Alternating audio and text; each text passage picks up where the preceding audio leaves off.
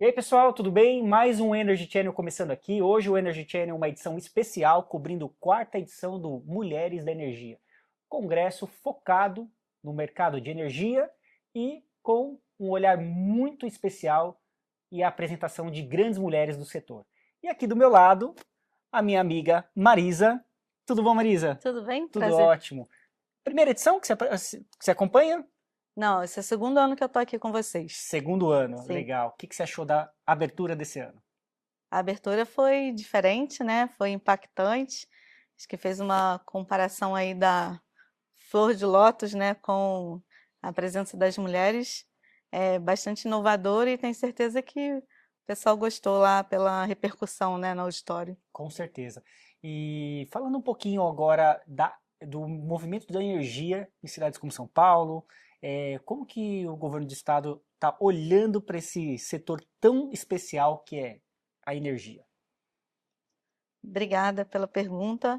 Hoje, então, a gente vê aqui no quarto Congresso das Mulheres da Energia e a gente trouxe um pouquinho do que o Estado de São Paulo está fazendo em relação à sua estratégia climática, né, paulista, olhando tanto para a mitigação quanto para a adaptação. Então, a gente pode compartilhar aqui no nosso painel que a gente apresentou aqui anteriormente, em relação à mitigação, quais são as estratégias específicas para o setor de transporte. É claro que esse assunto é imenso, né? Muitos desafios. Muitos desafios, e a gente trouxe esse recorte aí em relação ao setor de transporte. Por quê?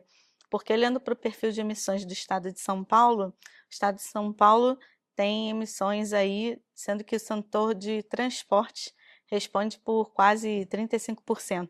É uma boa fatia. É uma boa fatia. Então, não que as ações relacionadas à mitigação em outros setores não sejam importantes, mas falando do setor de transporte, a gente trouxe aqui a questão do biometano. Então, o biometano é uma das principais estratégias de mitigação de gases de efeito estufa, olhando aí para o Plano de Ação Climática do Estado de São Paulo, o horizonte de 2050 e o que o Estado vai fazer para alcançar a neutralidade de carbono. O biometano vem a ser um dos principais instrumentos. O que o biometano pode fazer? O biometano ele pode substituir o óleo diesel no setor de transporte. De uma forma mais adaptável com o que já tem de infraestrutura. De uma forma mais adaptável do que, que a gente tem de infraestrutura. E qual é a infraestrutura que a gente está olhando que já tem escala, que já está aí rodando? É a infraestrutura do gás natural. Então, o gás natural é um combustível de origem fóssil e o biometano é um combustível de origem renovável. Os dois são a mesma molécula, eles são totalmente intercambiáveis, sem necessidade de alteração da infraestrutura, que são os gasodutos, que são os caminhões movidos a gás natural veicular, que são todos os outros equipamentos que utilizam gás natural. Então, olhando para veículos pesados, ônibus e caminhões. Ônibus e caminhões movidos a óleo diesel, nós podemos substituir esses veículos por veículos movidos a gás natural veicular e aí entrar com o biometano. Então, essa é uma estratégia bastante importante. E é muito legal ter esse bate-papo aqui, porque sempre a gente observa que é um mix de soluções, né? Não é uma única solução. Ah, vamos eletrificar a frota. Não é tão simples assim. Vamos por esse ou por aquele caminho, tá? Mas qual é o tempo, o time disso? E quais são as opções que eu posso fazer para cada região, vamos dizer assim, né? Tem transporte concentrado dentro da cidade é uma coisa, interestadual é outra coisa. Então tem várias questões que precisam ser combinadas energeticamente para fazer o efeito tão esperado. Isso é muito legal quando você traz aqui esses estudos, né? E o quanto vocês estão se desenvolvendo ali para colocar isso em prática.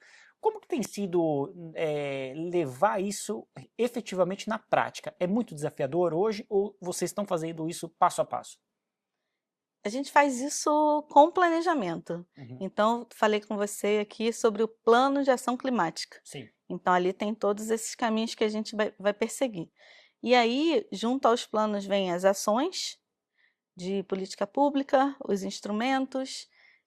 Eu vou dar um exemplo aqui, olhando para o lado da demanda, né? Uhum. quem que vai puxar esse consumo de biometano? Então, o Poder Executivo fez uma proposta de projeto de lei para isentar a IPVA de ônibus e caminhões movidos a gás natural veicular, né? A Assembleia Legislativa do Estado de São Paulo, sempre muito parceira nas políticas públicas estaduais, aprovou essa proposta. Hoje a gente tem uma lei, e isso faz com que haja um incentivo para que esses ônibus e caminhões movidos a óleo diesel sejam substituídos por veículos a gás natural veicular e que possam usar esse biometano. Esse é um exemplo do lado da demanda. Do lado da oferta, a gente tem um estudo que mapeou o potencial do estado de São Paulo, que é de 6,4 milhões de metros cúbicos por dia. Então, isso dá uma previsibilidade tanto para o planejamento do setor público quanto para o setor privado, enquanto um instrumento, né, de planejamento também. Cria uma boa cadeia aí, né? Desse tamanho. Uhum. E aí, o que faz o Estado depois? Vem com ações, instrumentos para alavancar esse potencial. Um exemplo agora do lado da oferta. Uhum. Nós, em parceria com a Secretaria de Agricultura e Abastecimento e o órgão ambiental do Estado de São Paulo, que é a Companhia Estadual do Meio Ambiente, a CETESB, né, nós fizemos um trabalho focado em procedimentos de licenciamento ambiental específicos para projetos de produção de biometano. Isso não existia. Aí, o que acontece com isso? Agora, o interessado, né, o investidor, ele vai olhar o estoque regulatório do Estado de São Paulo e vai ver, nossa, eu tenho um procedimento de licenciamento ambiental. Uhum. Eu sei que documentos que eu vou apresentar, eu sei quanto tempo eu vou demorar. Então, isso também é uma forma de preencher essas lacunas e acelerar essa produção. Então, hoje já existe uma capacidade instalada de 300 mil metros cúbicos por dia de biometano no estado de São Paulo para esse potencial de 6,4 milhões de metros cúbicos. Então, é um caminho que a gente tem para percorrer, que não é fácil, mas a gente já começou e eu tenho certeza que a gente vai alcançar essa produção e transformar todo o potencial em realidade. E nós aqui do Energy Channel vamos acompanhar de perto essa evolução. Agora, falamos de 35%, uma fatia super importante dentro desse bolo energético e de transição. Por exemplo, né, quando a gente olha para as edificações na cidade de São Paulo, como que poderia ser incentivado, por exemplo, o BIPV na cidade?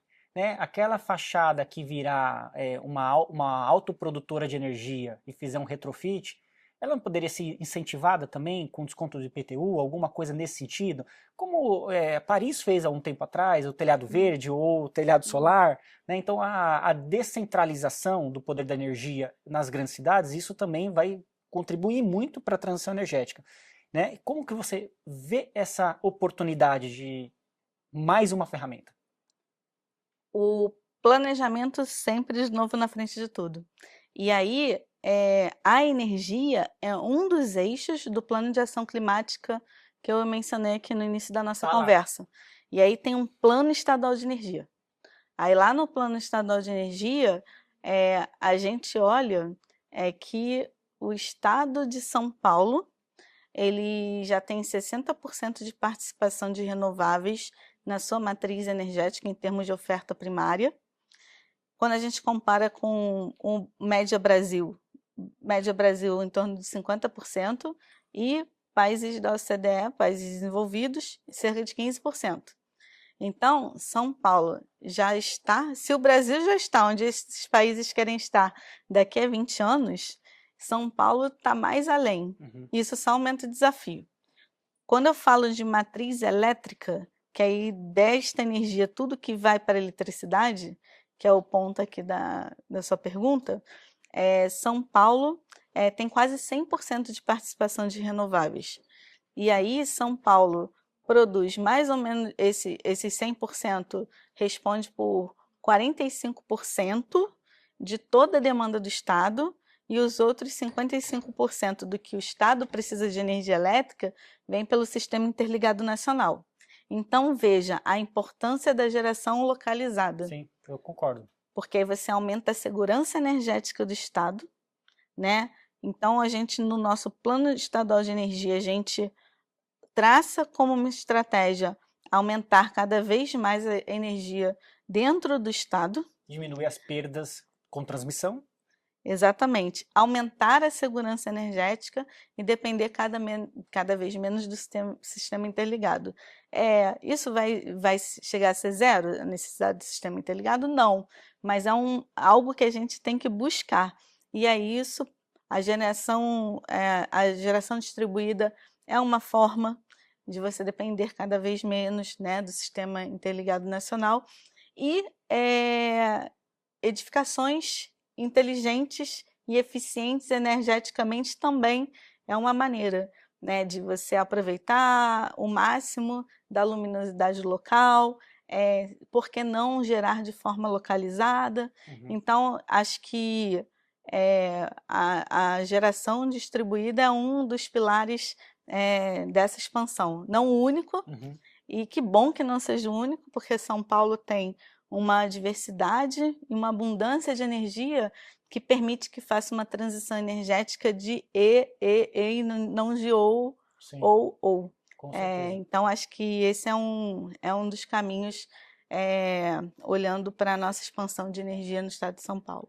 Eu poderia conversar com você por horas aqui, a gente falar muita coisa legal, ver, né, a oportunidade do armazenamento de energia. Olha quanto vai potencializar a questão da energia renovável, quanto você vai trazer mais segurança para pontuar essa energia em cada lugar que você precisa ter uma segurança maior da energia. E aí, olha a transição energética quando você começa a tirar uma porcentagem significativa de diesel para alimentar hoje essas pequenas cargas de segurança e passa a usar isso com bateria. Então tem muita oportunidade, muita coisa para ser feita. Mas vou te convidar então para um próximo bate-papo lá no estúdio do Energy Channel. Já baixou nosso aplicativo? Então fique ligado, energychannel.com, e vem com a gente aqui na cobertura da 4ª edição Mulheres da Energia. Mais uma vez, Marisa, muito obrigado pelo seu bate-papo. Prazer é nosso. Muito obrigada.